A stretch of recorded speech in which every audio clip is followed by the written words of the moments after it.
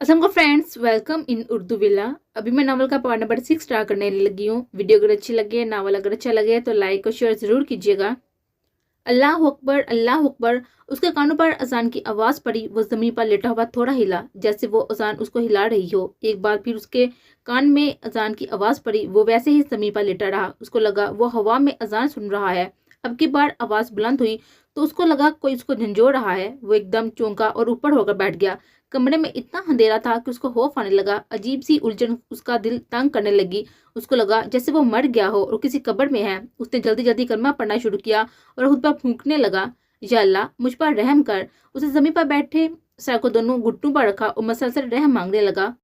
मस्जिदों से अजानों की आवाज़ें आती हुई उसके दिल में सुकून उतारने लगी। उसको हमेशा से फजर के वक्त अजान बहुत अच्छी लगती थी। वो हमेशा अजान के वक्त उठ जाया करता था, मगर पिछले कुछ दिनों से उसको खुद ही होश नहीं थी। वो कौन है, क्या चाहता है, उसको क्या करना है। वो 5 वक्त का नमाजी अब नमाज के वक्त में भी होश में नहीं रहता था। वो वैसे ही घुटनों पे सर रख के बैठा हुआ था। मैंने सिगरेट पी है, मैं कैसे ऐसे कर सकता हूँ। रात का सारा मंजर उसकी आंखों के आगे आने लगा। उसकी उलझन में इजाफा होने लगा। ये मैं कैसे कर सकता हूँ, मैं कैसे इतने सिगरेट। वो उठा और जल्दी जल्दी कमरे की लाइट लगाई। लाइट लगाते ही उसने एक नजर अपने कमरे को देखा। या खुदा, ये मैंने क्या किया। उसके कमरे में जगह जगह सिगरेट के छोटे छोटे टुकड़े पड़े हुए थे। जगह जगह सिगरेट का गंध पड़ा हुआ था। उसको लगा वो आज अपने कमरे में है ही नहीं, वो किसी नशे के होटल पर बैठा है। ड्रेसिंग टेबल उसके बेड के बिल्कुल सामने थी। अचानक उसकी नजर शीशे पर पड़ी। ये मैं हूँ, उसने अपने मुंह पर हाथ फेरते हुए कहा। वो थोड़ा और पास गया। आंखों के नीचे स्याह हल्के बड़ी हुई दाढ़ी, होंठों पर सफेद फुल्ली, कानों के ऊपर आते हुए बाल। उसके खुद को आज इतने दिनों बाद शीशे में देखा था। उसने जब उसको खुद को देखा, उसके बाद अपना आप नहीं देखा। ये तो है, ये तू है वजदान। आंखों में आंसू लिए उसने शीशे को देखते हुए पूछा। उसकी आंखों से ऐसे आंसू बहने लगे जैसे उसको खुद पर तरस आ रहा हो। लोगों की हालत पर तरस आता है, मगर सईद वजदान हसन शाह को अपनी हालत पर तरस आया था। देखो मलका, क्या था मैं और क्या बन गया हूँ। उसने नजरें झुकाते हुए आंखें बांध की। फिर से उसकी आंखें, उसका हजाम में छुपा चेहरा उसके सामने आया। मलका देखो, वजदान ने तुम्हारे इश्क में खुद को बर्बाद किया है। वजदान ने उसको मलका का खिताब दिया था। वो जब भी उसको अपने पास तस्वर करता उसको मलका कहता था। उसके दिल की मलका थी। उसको पता ही नहीं चला वो कब उसके दिल की मलका बन गई। उसके दिल में तो बेशुमार लड़कियां आई थी, मगर मलका कोई नहीं बनी थी। ये एजाज एक पाकीज़ा औरत को ही मिलना था, सो उसको मिल गया। वो अचानक चौंका और वहां से हटा। उसने फिर से एक दफा अपने कमरे को देखा। उसने अब अपना कमरा ऐसे साफ करना था कि सिगरेट का नामो निशान भी ना रहे। जरी उठ जाओ, नमाज का टाइम हो जा रहा है। हमेशा वो तहज्जुद के लिए खुद ही उठ जाया करती थी, मगर आज वो नमाज के लिए नहीं उठी। जरी उठ जाओ ना। उन्होंने उसके करीब आते हुए उसको हिलाया, जो आग की तरह तप रही थी। जरी माथे पर हाथ रखते हुए परेशानी उसके पास बैठी। जरी, तुम्हें तो बहुत तेज बुखार है। तुमने रात में खाना भी नहीं खाया जरी। रात में तुमने दिन में भी कुछ नहीं खाया था। मैंने तुम्हें कहा भी था खा लेना। वो परेशानी से वो परेशानी में उससे बातें करने लगी। वो जब से यूनिवर्सिटी आई थी उसने एक लुकमा भी नहीं लिया था। उसके जहन से वजदान की कही हुई एक बात भी नहीं निकल रही थी। वह पूरी रात सोई नहीं थी। बार बार उसको उसका वो अंदाज याद आता था। वो ऐसे ही रोना शुरू हो जाती। उसकी बातों से ज्यादा उसकी वजदान की बात करने का अंदाज तकलीफ दे रहा था। जरी, मैं बाबा जान को कहती हूँ तुम्हारे डॉक्टर को बुला कर लाएं। उनके घर की लड़कियां डॉक्टर के पास नहीं जाती थी, बल्कि डॉक्टर खुद घर आता था। नहीं अम्मा, मैं ठीक हूँ, आप बाबा जान को ना बताएं। मैं आज आराम करूंगी तो बिल्कुल ठीक हो जाऊंगी। उसने बेड पर लेटे लेटे माँ को कहा। अच्छा ठीक है, मैं तुम्हारे लिए कुछ खाने को लाती हूँ। कल दिन से तुमने कुछ नहीं खाया। सो जाओ जरी, आज यूनिवर्सिटी नहीं जाना। नमाज के बाद सोती हूँ अम्मा। वो तपते जिस्म के साथ उठी और वुजू बनाने लगी। वजदान बेटा, क्या हुआ है तुम्हें। मौलवी साहब उसके पास आए, उसको देखते रहे, जो एक रांझे की तरह गर्दन झुकाए मस्जिद के पिलर के साथ टेक लगाए बैठा था। जी। मौलवी साहब के उसके बुलाने पर उसको एहसास हुआ कि उसके पास बैठे हैं। मैंने पूछा क्या हुआ है। कुछ नहीं मौलवी साहब, कुछ तो हुआ है वजदान। तुम मस्जिद में भी आप कम नजर आने लगे हो। सुबह सुबह जो कराहत तुम करते थे, शायद वो तुम भूल ही गए हो। मौलवी साहब, मुझसे अल्लाह नाराज हो गया है। आंखों में नमी लिए नजरें झुकाए वो बस मासूमियत से जवाब देता रहा। अल्लाह भी कभी किसी से नाराज हुआ है। मौलवी साहब ने उसकी तरफ प्यार से देते हुए कहा। आज वो किसी और वजदान को अपने पास बैठा देख रहे थे। मौलवी साहब जब वो नाराज होता है तो सजदे की तौफीक छीन लेता है। वो अपनी नाराजगी में खुद से दूर कर लेता है इंसान को। मेरा अल्लाह मुझसे बहुत नाराज हो गया है। देखे ना, मुझसे तो बहुत कुछ ही छीन गया है। मुझे लगता है उसने अपनी नाराजगी दिखाई है वजदान को। वजदान, मैं ही मार दिया है। वो आंखों में आंसू लिए बोलता रहा और मौलवी साहब उसको सुनते रहे, जैसे वो उसको सुनना चाहते हो। उस वजदान को खोज रहे थे जो वाकई कहीं मर गया था, बगैर लोगों के, बगैर जनाजे को दफनाया गया था। अल्लाह तुमसे क्यों नाराज हो गया वजदान? मौलवी साहब के पूछने पर उसने उनकी तरफ देखा।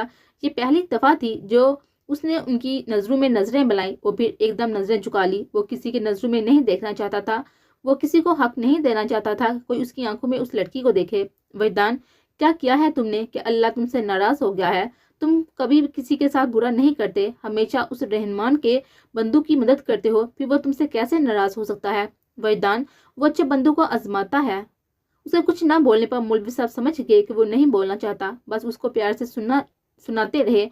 जो एक एक लफ्ज उसके दिल में उतर रहा था, वो नजरें झुकाए सुनता रहा। उस रब्बुल इज्जत ने तुम पर आजमाइश डाली है, तो इस आजमाइश को अपनी ताकत बनाओ वजदान, उसको अपनी कमजोरी ना बनाओ। मौलवी साहब उसको कहते रहे। मौलवी साहब, एक सईद घराने के बच्चों के सईदों से बाहर शादी हो सकती है? उसने मौलवी साहब की बात को आधे में ही काटा और उनका चेहरा गौर से देखने लगा। उनका जवाब उनके मुंह से पहले उनकी आंखों से सुनना चाहता था। मौलवी साहब बगैर किसी तासर के उसके चेहरे के बदलते रंग देखते रहे। उनको उसकी एक बात ने ही सारा मामला समझा दिया था। देखो वजदान, मौलवी साहब मेरी मदद करें, मेरा बच्चा फिर से बीमार हो गया है, उसके साथ जो जनात हैं उसको बहुत मार रहे हैं, खुदा के लिए मेरी मदद करें, चले मेरे साथ। वजदान मौलवी साहब के जवाब का इतनी शिद्दत से इंतजार कर रहा था जैसे उसका कलेजा उसके मुंह में आ जाएगा अभी। इतने में मौला बख्श आया जिसके बेटे के साथ जनात थे और वो मौलवी साहब को अपने साथ ले जाने लगे। वजदान, मैं तुमसे बाद में बात करूंगा। मौलवी साहब ये कहते हुए मौला बख्श के साथ चले गए और वो फिर से पिलर के साथ साथ लगाए आंखें बंद किए बैठा रहा। जरी, क्यों तैयार हो रही हो तुम? अम्मा, मुझे जाना है। कहाँ जाना है? यूनिवर्सिटी अम्मा। आप भी ना? इस टाइम यूनिवर्सिटी ही जाऊंगी ना मैं। उसने कंधे पर माँ की दी हुई चादर लेते हुए कहा। तुमने अपना हाल देखा है, इस हाल में जाओगी तुम यूनिवर्सिटी? अम्मा, मैं ठीक हूँ अब।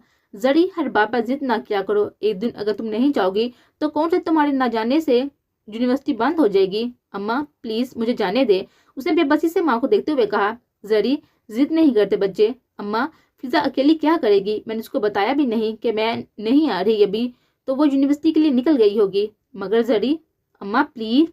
उसका अंदाज ऐसा था कि माँ कुछ बोल ही नहीं सकी। उसको खुद भी नहीं समझ आ रही थी कि ऐसी कौन सी ताकत है जो उसको उसके रास्ते पर खींचती चली जा रही थी। क्यों वो जाने के लिए इस कदर तड़प रही थी? क्यों वो इतनी बीमार होते हुए भी जाना चाहती है? क्यों उसका दिल उधर जाने के लिए मचल रहा है? ओ जरमीना, तुम यूनिवर्सिटी में? हानिया ने क्लास में आते हुए उसको देखते हुए कहा। क्यों, आज मुझे छुट्टी थी क्या? जरमीना को पता था वो किस बारे में बात कर रही थी, उसका इशारा किस तरफ था, फिर भी उसने उससे अंजाम बनकर पूछा। मुझे लगा तुम कल के वाक़ये के बाद कुछ दिन संभल नहीं सकोगी। मगर मैं क्या देख रही हूँ, आप तो तशरीफ ला चुकी हैं। वो और इरम जरमीना के पास खड़े दूसरे को मुस्कुराते देखते हुए जरमीना को मेंटली टॉर्चर किए जा रही थी। हानिया, आपको जरमीना के अलावा कोई दूसरा काम नहीं है? फिजा और जरमीना को खामोश होता देखकर एकदम से उसको जवाब दिया और जरमीना को लगा जैसे कल वजदान ने उसको जलील किया था। क्या उसकी इज्जत नफ्स का जनाजा निकाला है? आपने क्यों किया है ऐसा? क्यों हर एक गैरे को मुझ पर बात करने का मौका दिया है? उसको अपने अंदर दर्द होता हुआ महसूस हुआ। वो स्वाति थी, एक अन्ना परस्त कबीले की लड़की। आज उसकी अन्ना मट्टी का ढेर हो रही थी। जब्त की एक हद होती है, वो जब्त की हद खत्म हो रही थी। वो चीख चीख कर कहना चाहती थी, सुनो सईद वजदान हुसैन शाह, ये तुमसे नफरत है, शदीद नफरत। वो खामोश रही। उसके पास आज बोलने को कुछ नहीं था, अलबत्ता सुनने को बहुत कुछ था और वो जब्त की बस सुनती जा रही थी। जरमीना, तुम इतना बुखार है, नहीं आना चाहिए था आज तुम्हें यूनी।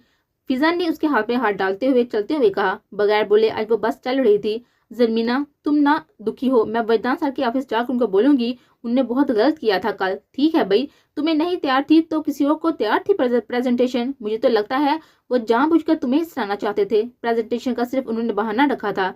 फिजा ने उसका हाथ छोड़ा, उसके सामने खड़े होते उसको कहने लगी, जरी कुछ तो बोलो ना। वो नजरें झुकाए बस खड़ी रही थी, जैसे वो बोलेगी तो फूट फूट कर रोएगी।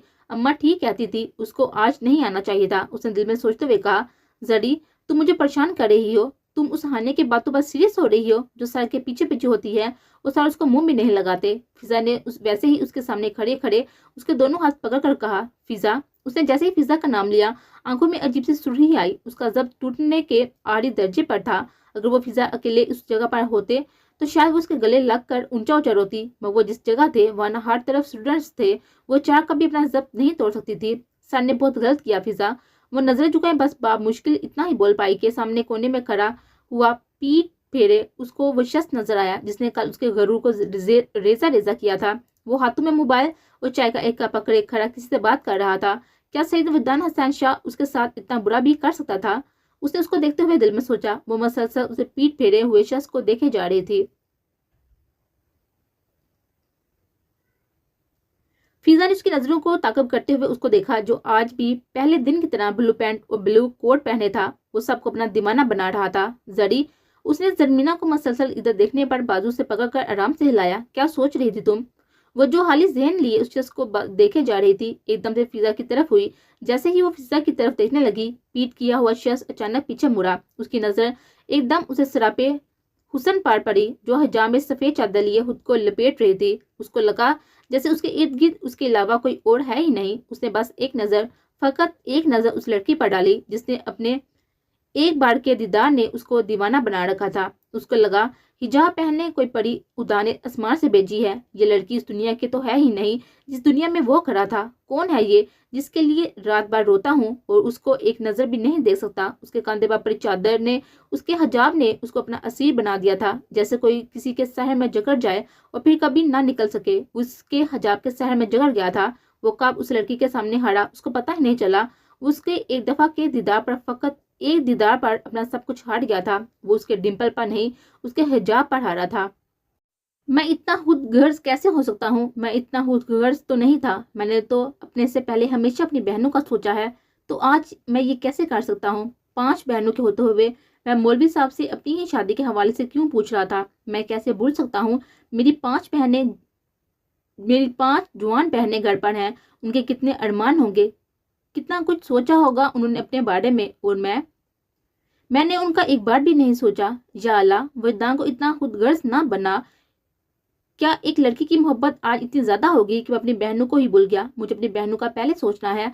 अब तो उनके दिल से शादी का अरमान भी खत्म हो गया होगा। क्या उनका ये मुकाम उनका कसूर बन गया है कि वो सईद घर में पैदा हुई हैं? क्या ये मुकाम उनके लिए सारी जिंदगी का रोह बन जाएगा? अगर सईद घर का रिश्ता ना आया तो मेरी बहनें इस अरमान को ही दिल में लिए मर जाएंगी। मैं क्या करूं अल्लाह? वो अपने बेड पर बैठे सर को अपने हाथों में लिए उससे ही बातें करने लगा। कभी अपने बालों को नोचने लगता और कभी दर्द की शिद्दत से अपनी कनपट्टियों को दबाता। उसको लगा अब की बार दर्द उसकी बर्दाश्त से बाहर है। वो उठा, बैग खोला और फिर सिगरेट निकाला। जैसे ही उसने सिगरेट निकाला, दरवाजे पर दस्तक हुई। उसने फौरन सिगरेट अपने सरहाने के नीचे रख लिया और सीधा होकर बैठ गया। जी आ जाए। वजी क्या कर रहे हो? कुछ नहीं आपी, बस लेटा था। वो तो मुझे भी पता है मेरा भाई आजकल कुछ ज्यादा ही लेटने लगा है। ना बाहर आते हो तुम, ना अब हंसते हुए किसी से बात करते हो। वजी क्या हुआ है? फातिमा उसके पास उसके सामने आकर बैठी, मसलसल उसकी आंखों में देखते हुए बोलती रही जैसे वो कुछ तलाश कर रही हो। वो दोबारा नजरें झुका लेता था। आपी, आपसे एक बात पूछूं, आप खफा तो नहीं होंगी ना? उसने बहन की तरफ देखते हुए कहा। ना वजी, मैं पहले तुम्हारी बात पर खफा हुई हूँ जो अब होंगी। बोलो क्या पूछना है? आपी, आपका दिल नहीं चाहता आपकी शादी हो? उसने बहन को भी तरफ देखते हुए नजरें झुकाकर पूछा। बहन जो उसके चेहरे को देख रही थी उसको देखती ही रहेगी। उसने नजरें उठाई और बहन को देखने लगा, जो अभी भी खाली सी कुर्सी आंखों के साथ उसको ही देख रही थी। उसको यकीन ही नहीं आया उसका भाई उससे वो बात पूछेगा जिसको सोचकर उसको बर्दाश्त से बाहर की तकलीफ होती थी। उस तकलीफ से बचने के लिए उस बात को भूल जाना चाहती थी। वो भूल भी गई थी, मगर आज फिर से उसको इसी कर्ब से गुजरना पड़ा था। उसने सोचा भी नहीं था। आपी, मेरा बहुत दिल चाहता है आपकी शादी हो। आपको मैं लेने के लिए जाया करूं, ईद पर आपके लिए गिफ्ट भेजा करूं, आपके बच्चे मुझे मामू कहें। आपी, आपका दिल नहीं चाहता? आपी, आपका दिल नहीं चाहता ये सब हो? वो बच्चों की तरह बोलता चला जा रहा था और वो जब्त के आंसू लिए उसको सुनती जा रही थी। ठीक है, टीचर्स डांटते होते हैं। ठीक है, सर ने मुझे डांटा तो इसमें इतना दुखी होने की क्या बात है? क्यों मैं हर चीज को अपने दिल पर लिए जा रही हूँ? क्यों हानिया की बातें मुझे इतना दुख देती हैं? क्यों मुझे सोच सोच कर दुख होता है? क्यों मेरे दिल से उसका वो रवैया नहीं निकलता? अल्लाह जी, मुझे सब्र दे देना प्लीज। वो नमाज के पास बैठकर हमेशा की तरह अल्लाह जी से बातें कर रही थी, उसको अपनी बातें बता रही थी, उनको शिकायतें लगा रही थी। वो वही घुटनों के बल बैठी थी कि अचानक से उसे याद आया, उफ अल्लाह जी, मैं तो भूल ही गई। मानो बीमार है, उसे सुबह से कुछ नहीं खाया। मानो मेरा बच्चा। वो भागती हुई मानो के पास गई, उसको अपनी गोद में लिया। वो भी शायद उसी का इंतजार कर रही थी। उसके आते ही उठकर खड़ी हो गई और म्याऊं म्याऊं करने लगी। मानो सॉरी, मैं तुम्हें टाइम ही नहीं दे पाती ना, मुझसे खफा ना हो मानो, मुझे तो पता ही नहीं है कि मैं आजकल क्या सोचती हूँ और क्यों सोचती हूँ। वो मानो के माथे पर हाथ फेरते हुए उसे बातें करती रही, उसकी गोद में आंखें बांध किए सुनती रही। वो रात को सोने से पहले अपनी मानो पर दुरूद शरीफ पढ़कर भून कर सोया करती थी। अल्लाह पाक मेरी मानो आपके हवाले, उसका बहुत ख्याल रखिएगा रात में। और ये उसके रोज की दुआ होती थी जो रोज वो किया करती थी।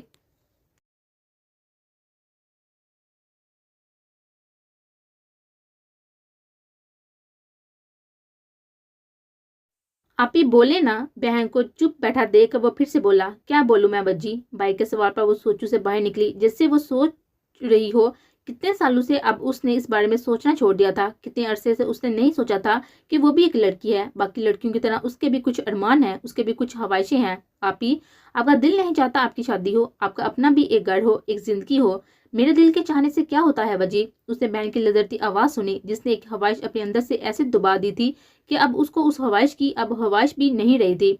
आपी, क्या सही ज्यादा होने का ये मतलब है कि आप सारी जिंदगी घर पर बैठी रहें, अपने अरमानों को अपने सीने पर दफन कर ले। आपी, नबी पाक सल्लल्लाहु अलैहि वसल्लम ने कहा था कि आपके बच्चे जवान हो जाएं तो उनकी शादियां करवा दी जाएं। तो फिर आपी, क्या ये मुकाम हमारी आजमाइश है। मैं जब भी आपको और ज़ैनब को देखता हूँ तो बहुत दुख होता है मुझे। शादी की एक उम्र होती है आपी, एक वक्त होता है, हर चीज हर बात का एक वक्त पर ही अच्छी लगती है। आपके लिए कितने अच्छे घरानों के रिश्ते आए हैं, लेकिन अबू ने ये कहकर इनकार कर दिया कि वो सही नहीं है। ऐसे नहीं बोलते वजी, हम तो दुनिया के वो खुश नसीब लोग हैं जो नबी पाक सल्लल्लाहु अलैहि वसल्लम के खानदान से हैं। हमारा मुकाम हर चीज से अफजल है। हमारी ये खुश नसीबी कम है कि हम अहले बैत से हैं, हम नबी करीम सल्लल्लाहु अलैहि वसल्लम की औलाद से हैं। तो क्या हुआ हमारी शादियां ना हो, तो क्या हुआ हमारी ख्वाहिशें हमारे दिल के अंदर दफन हो जाए, तो क्या हुआ हम दूसरी लड़कियों की तरह नहीं सोच सकते, दूसरी लड़कियों की तरह ख्वाब नहीं देख सकते, दूसरी लड़कियों की तरह हमें किसी सईदजादे के अलावा मोहब्बत नहीं हो सकती। हमें बस ये पता है कि हमारी सुन्नत अहले बैत से है और हमें बस लाज रखनी है इस मुकाम की। वो आंखों में एक दर्द लिए बस बोलती रही। वो अपनी बहन का दर्द समझ सकता था। उसने सोच लिया था सुबह होते ही वो मौलवी साहब के पास जाएगा, उनसे पूछेगा कि क्या इस्लाम इस बात की इजाजत देता है कि अगर सैयद घर का रिश्ता ना आए तो लड़की सारी जिंदगी घर पर बैठी रहे। क्या नबी पाक सल्लल्लाहु अलैहि वसल्लम ने ऐसा कहा है? क्या कुरान ऐसा कहता है कि किधर लिखा है कि अपनी बहन बेटी को घर में बिठा दो सिर्फ इस वजह से कि उसका रिश्ता सैयद घर से नहीं आया। मौलवी साहब, मैं पूरी रात नहीं सो सका। मैं बहुत अरसा पहले से आपके साथ ये बात करना चाहता हूँ, मगर मुझ में हिम्मत नहीं थी। मौलवी साहब, मैं आपसे कुछ पूछना चाहता हूँ। वो फजर की अजान से पहले मस्जिद आया था ताकि वो बगैर किसी की मौजूदगी में मौलवी साहब से आराम से बात कर सके। बोलो ना वजदान, यकीनन तुम कल वाले मसले पर ही बात करना चाहते होगे। मौलवी साहब उसकी बात को समझ गए थे। वो मेंबर के पास आराम से टेक लगाए हुए पीछे हुए और बोले, मौलवी साहब, मैं बात को माँ फिरा कर नहीं करना चाहता, मैं आपसे डायरेक्ट बात करूंगा। मौलवी साहब, मैं सैयद ज़्यादा हूँ, मैं अहले बैत से हूँ। क्या सैयद की शादी सैयदों में ही हो सकती है या बाहर नहीं हो सकती? देखो वजी, सैयद ज़ात की दूसरी कौमों के साथ कोई बराबरी नहीं है। सैयद जो है वो हमारे नबी करीम सल्लल्लाहु अलैहि वसल्लम की औलाद से हैं। वो नबी जिनको खुदा ने अपने महबूब बनाकर भेजा है, वो नबी जिसके लिए पूरी दुनिया नबी है, वो नबी जिसका नाम खुदा के नाम के बाद लिया जाता है, जिसको खुदा ने अपने महबूब कहा है। उसकी निस्बत से सैयद एक अफजल ज़ात है। उसकी निस्बत से सैयद ज़ात किसी से कोई मुकाबला नहीं, किसी से कोई बराबरी नहीं। नबी करम सल्लल्लाहु अलैहि वसल्लम ने फरमाया था, लोगों की नस्ल बेटों से आगे बढ़ती है, जबकि मेरी नस्ल मेरी बेटी फातिमा से आगे बढ़ेगी। तुम खुद सोचो वजी, उस कमली वाले की जात के साथ किसी का कोई मुकाबला है, किसी की कोई बराबरी है? और रिश्ता तो हमेशा बराबरी में होता है ना। अगर रिश्ता बराबरी में ना हो तो वो किधर कामयाब हुआ? मौलवी साहब, मैं बात मुकाबले की नहीं कर रहा, मैं बस ये कह रहा हूँ, क्या सैयद की शादी सैयदों के अलावा किसी से नहीं हो सकती? वो आज अपनी और ज़मीना की बात नहीं कर रहा था, आज वो अपनी बहनों के लिए बात कर रहा था। वो बहनें जो एक सैयद घराने के रिश्ते का इंतजार कर रही थी। देखो वजी, बहुत सारे उलमाए दीन बहुत कुछ लिखते हैं। अब यहाँ पर तुम बात सैयद लड़की या लड़के की नहीं कर रहे, यहाँ पर तुम बात सैयद की कर रहे हो। अब मैं तुम्हें दोनों का अलग अलग समझाता हूँ। मैं तुम्हें पहले लड़के का बताता हूँ। अगर एक लड़का सैयद है और वो सैयदों से बाहर शादी करना चाहता है तो वो जायज़ है, वो कर सकता है। उसकी मिसाल हम अहले बैत से ही ले लेंगे। अगर इमाम हसन अलैहिस्सलाम और हम इमाम हुसैन अलैहिस्सलाम की ही बात करें तो इमाम हसन ने 2 शादियां की थी और इमाम हुसैन ने 3। इमाम हसन अलैहिस्सलाम की एक बीवी हज़रत उम्मे फरवा अलैहिस्सलाम थी और दूसरी जोधा जिसने इमाम को ज़हर दिया था। इमाम हुसैन अलैहिस्सलाम की 3 सोजा मोहतरमा थी, उम्मे रुबाब अलैहिस्सलाम, उम्मे लैला अलैहिस्सलाम और शेरबानो अलैहिस्सलाम। इमाम हसन और इमाम हुसैन अहले बैत में हैं और उनकी बीवियां सारी सारी बीवियां सैयद घराने से नहीं थी। तो यहाँ से हम देख सकते हैं कि एक सैयद घराने का लड़का बाहर से शादी कर सकता है। और अगर हम एक सैयद लड़की की बात करें तो अहले बैत से किसी लड़की की शादी सैयदों से बाहर नहीं हुई, और अब वो अहले बैत थी तो वो तो एक अलग दर्जा रखती थी, तो उनकी शादी कैसे बाहर किसी और से हो सकती थी। अब अगर हम एक सैयद लड़की की बात करें तो बहुत से उलमा दीन उस पर बहुत कुछ लिखते हैं। अब बहुत से उलमा कहते हैं कि एक सैयद लड़की माँ का दर्जा रखती है सैयदों से बाहर, मगर कुरान में माँ सिर्फ नबी की बीवी को कहा गया है। जो नबी की बीवी होगी वो उम्मत की माँ होगी। वजदान मेरी बात समझ रही हो ना? उन्होंने सोच में गुम वजदान की तरफ देखा और कहा, जी जी मौलवी साहब, मैं समझ रहा हूँ, आप बोले। अब चूंकि एक सैयद लड़की का दर्जा अफसल होगा, तो अगर उसकी सैयदों से बाहर शादी हो जाती है तो उसके शोहर पर उसका एहतराम फर्ज है, जो आजकल लोग इस चीज को नहीं समझते। तो हम एक सैयद लड़की की शादी बाहर नहीं कर सकते। मौलवी साहब, अगर लड़का अच्छा हो, अच्छा खानदान हो, हमें पता हो कि ये सैयदात की इज्जत करेगा, तो भी हम एक सैयद घराने की लड़की की शादी बाहर नहीं कर सकते। मौलवी साहब, ये कहाँ का इंसाफ है कि एक लड़की अपने घर पर अपने सर के बाल सफेद काले, सिर्फ इस इंतजार में कि सैयद लड़के का रिश्ता आएगा, उसके बाल सफेद होने पर भी कोई रिश्ता ना आए, तो फिर वो अपने अरमान अपनी कब्र में लेकर जाए। आपको आका अलैहिस्सलाम का आरी खुतबा तो याद होगा ना, जिस पर उन्होंने वाज़ह कहा है, किसी अरबी को किसी अजमी पर और किसी पर कोई बर्तरी हासिल नहीं सिवाय तकवे के। तो मौलवी साहब, क्या एक सैयद दादी की शादी उससे नहीं हो सकती जो खुदा उसके रसूल सल्लल्लाहु अलैहि वसल्लम का मानने वाला हो, जो परहेजगार हो, सैयद दादी का एहतराम करने वाला हो? बेटा वजदान, मैं फिर से वही बात करूंगा कि एक सैयद घराने की लड़की दूसरी लड़कियों से अफजल होती है। उसके अफजल होने की बस एक ही दलील है कि वो मेरे रसूल सल्लल्लाहु अलैहि वसल्लम के खानदान की है। रही बात शादी की, तो बहुत से उलमा दीन ये भी लिखते हैं कि अगर लड़की की उम्र निकली जा रही है और कोई सैयद घर का रिश्ता नहीं आ रहा, तो अपने बाप की रजामंदी से बाहर शादी कर सकती है, अगर उसका बाप रजामंद हो तो। अब वल्लाह आलम इस बात में कितनी हकीकत है। वजदान को बहुत सारी बातें समझ आ गई थी और बहुत सारी बातों में उलझ कर रह गया था, जिसको उसने खुद पढ़ना था, खुद सोचना था। आपका बहुत बहुत शुक्रिया मौलवी साहब, आपने मुझे अपना कीमती वक्त दिया। उसने मौलवी साहब की तरफ देखा, उनका शुक्रिया अदा करके वुजू बनाने के लिए उठने लगा। उसने सोच लिया था कि अब उस मसले पर खुद तहकीक करेगा।